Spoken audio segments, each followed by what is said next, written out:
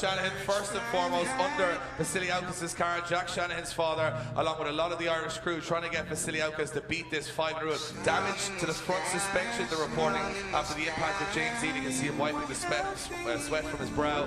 And all the Irish guys getting in there, if I'm not mistaken, trying to get that car as quickly fixed as possible to get it back out for the second. I'm even looking at Sebastian Fontain's crew there helping out. That is a collection of about 10 different countries there getting behind Vasiliauskas, and that's what drifting's all about, Eddie. It's not all about competition, it's about the best man on the track winning, and they're all there together trying to fix it. Look at John Shannon lying on the ground fixing a competitor's car to try and get it back out for the second half of the battle. There is no die in the Shanahan family, there just is no die. There is no car that literally cannot be fixed in time to get it out. And as you can see, trying to straighten it and tighten that time. They're looking for more bars, more. John needs bigger hammers, bigger bars. Anything he has to try and get that car back out again. You can see a tow arm obviously bent or damaged off James Dean's car. And John shouting at the driver to get back into the car, saying to him, stop talking to me and get into the car. You do not question John Shannon. You do not question John Shannon whatsoever. If he tells you to get back in your car, you get back in your car. And as he shouts to more people there, you can see John, more hammers. The hammers are here now. So we've gone from the crowbar to the hammer to get that car back out there again.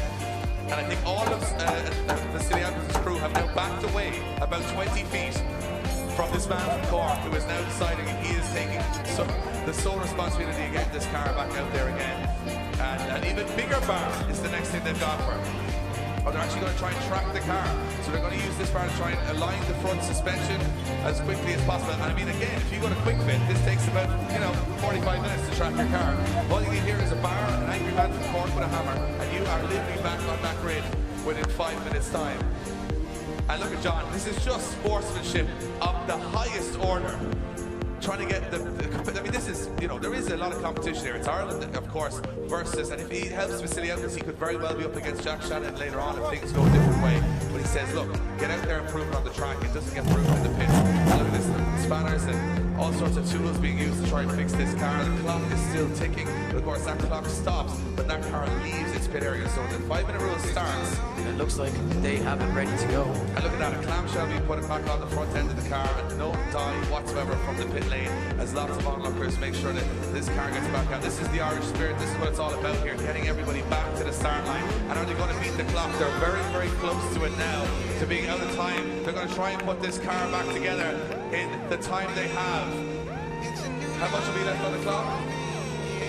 So we're saying that we've just, within a minute of running out of time here, they're just using the last bit of time they have to try and get this car as 100% as possible. And they said that it looks like the car is straight. They said it looks like it's okay. He's now trying to align the back end of the wheel here. They're putting the bumper back on the car. A lot of assembly going on here, and this is just drama on top of drama. And of course, this is not about where you're from. It's not about who you represent as a championship. It's about getting everybody back to that start line and putting on a show. And you can see John just making those last second adjustments to make sure that car handles 100% when it gets back to the line. The clock stays ticking. Will they be able to beat the clock and get that car out there safely? Our marshal's informing the crews working on the car how much time they have left. You can see John, listen, they want to make that car as straight as possible. They don't want to obviously send him into that corner and above 90 miles an hour ahead of the car. So it looks like he's saying the car is fine. Guys, give them a big round of applause, as it looks like they're going to get that car back out onto the grid. And the Irish and the Lithuanians coming together to get Vasiliauskas back on the grid. Give him a big round of applause as that car moves away from its pit area and beats the clock. Anything to try and get James Dean beat. With 30 seconds on the clock, he's going to return to the circuit. And look at those guys, all smiles, all shaking the hands. Guys, give it up for an amazing backroom team there of multiple nationalities. Guys, give it up for Andreas Vasiliauskas. Across the wall. Watch the front end of Brian Egan's car here. Look at the wheels, totally loose. Wow. Completely snaps off. It's like the tie rod stamps on the front of the car. He keeps it going towards the wall, but when he transitions back, the wheels are just not turning in the right direction. And as he goes back, you see that front wheel goes completely on full lock, and the steering fails, and he goes off the track. You have a good team behind you. You've decided to take deduct a point and take a 5-minute rule. Do you think you'll be able to get it fixed? We don't really have any spares, so I don't know. I don't know enough about cars, so I said, I might as well try it. Not a lot of work being done on the car, so it would seem to me that this doesn't look like a good sign. You know, it looks like a lot of head scratching going on out there. And you can see Jack Shanahan jacking up the front of Brian Egan's car with his dad John behind. Jack's still in the competition, now jacking up the car to try and see can he fix another competitor and get another Irishman back out on the grid. As you can see, Brian Egan, who generally, like me, has no idea what's going on at this point and just says, I'm just going to let the professionals. And John Shanahan now says, I might have to, with my bare hands, straighten the suspension on the car. And of course, this is always a fun part of global warfare. It's the John Shanahan side piece. We haven't seen the hammer come out yet. He's calling for it. No, it's a spanner, not a hammer, and a bit of a welder coming out. So they're going to try and do something with this car to get it back on track. Eddie's in the pits. I wonder, can he get a word with what's going on? So you can see John Shanahan is attempting to weld the car back together with Danny Waldron, teammate on Team Delta there. And the hammer is in. It was thrown into the mix there. The hammer is back. John Shanahan's favourite too, and as you can see, they're trying to weld that car in a 5-minute rule. Incredible stuff. You talk about going to your local mechanic and saying, I need a clutch, and they tell you a week. These guys are welding and fixing cars in 5 minutes.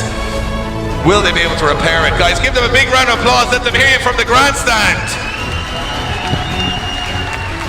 The time is ticking away. Have we got Eddie? Have we got word with some of the drivers? Yeah, Eddie's there with Brian Egan. Brian, we have, I suppose if you wanted to have anybody working on your car, it would be John Shanahan trying to weld the parts back together to get this car back out. Do you hold any hope here? Yeah, John's on the case, so there's always a little bit of hope, yeah. There's a lot to do here now to get this done in time, but yeah, look, we're going to try anyway. Be ready to go if you can get it done in time. It'll obviously be at a disadvantage when you go into, if you get this car back on the grid and you'll be going into the chase position. You do love driving like nice and close and very aggressively in that chase position. Do you think if you get the car on the grid you can try and force an error from Gary Dunham? Hey, look, it's starting to rain, and you know, battle's never over until it's over. It's a long track, and yeah, even if it's just to put on a bit of a show, I'd like to get back out. So. Do you know at this point what's actually broken on the car? The hub is broken. So it's a broken hub. Okay. So Brian Egan desperately waiting to see if this car will be fixed, but as we say, John Shanahan is on the case, and if any man can get this done, it will be him. It will be a little bit of hit or miss whether or not this car will be working fully if it gets back on track, but Brian Egan's ready to give it a go. Absolutely, thanks Eddie. Obviously keeping us up to date on what's happening, and we can't move on to the next stage of our competition until this battle is completed, James, because obviously this is the last run in our top 16, and John welding and hammering and as I said, look, I mean, this is a big, I mean, the hub is broken. That is not a small part to fix. That is a very, very difficult thing to do, and again, you're going to send, not only will you fix it here temporarily, but then you've got to throw that car in at 80 plus miles an hour and hope it holds, and that's the big risk these guys take. So we're having a look at it, and of course my voice is starting to go already, James. It's going to be a long run to the finish here. But we're asking our marshals, obviously they will inspect the car also. Brian Stone, our head scrutineer down there, making sure that the safety is paramount and that they're repairing it correctly also, that it cannot be out there with issues on the car. But guys, give them another round of applause as they try and get the wheel back on this car. Surely not. Surely they will not beat the clock on this one.